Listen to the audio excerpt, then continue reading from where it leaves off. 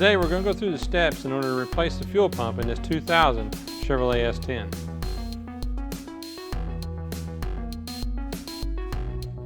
Before we begin the fuel pump removal, we'll need to bleed the pressure off the system using the pressure relief valve on the pressure gauge, making sure to capture any fuel that may drain out into a safe container.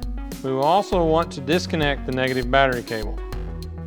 In order to do a proper fuel pump replacement, we need to clean the inside of the tank, and that will require the removal of the tank. First, remove the plastic shield.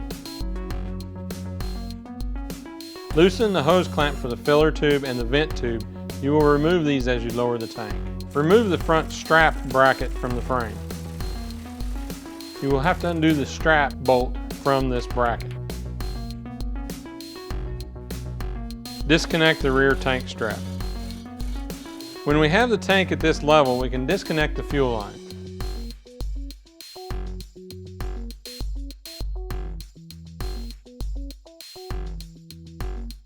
With the tank in this position, we can disconnect the emission line and the electrical connections.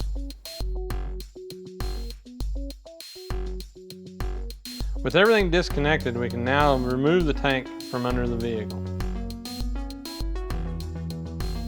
Be sure and clean the outside of the tank before removing the fuel pump module. This will help keep dirt from getting into the tank when removing the module. We'll now remove the fuel lines from the module assembly and remove the retainer clips and reinstall the retainer clips into the fuel line.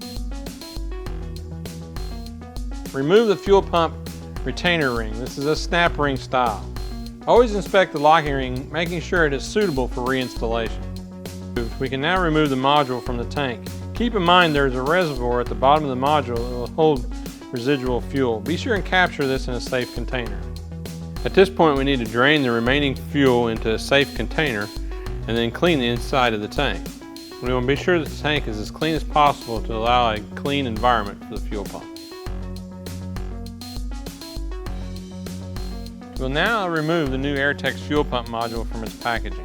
With the new Airtex fuel pump module, you'll receive a tank seal, also a GM wiring connector that may be used in some applications. We will remove the float arm from the fuel pump module reservoir.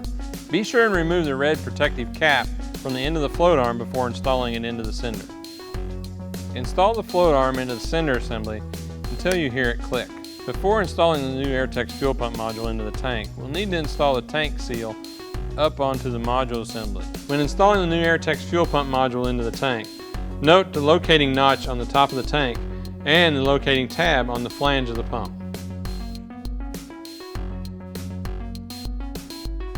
With the fuel pump module fully seated into the tank, we can now install the locking ring.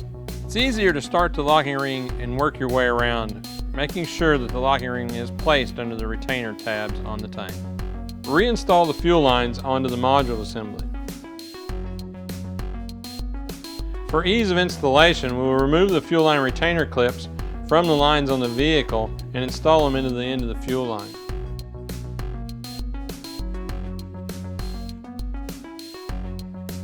With the installation of the new Airtex fuel pump module, we can reinstall the tank into the vehicle. When raising the tank, be sure that the filler, hose, and vent line are worked over the top of the frame rail.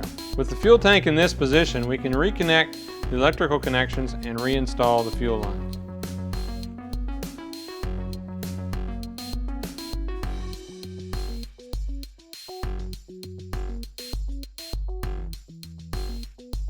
With the tank in position, be sure that your filler and vent hoses are worked into position onto the tube.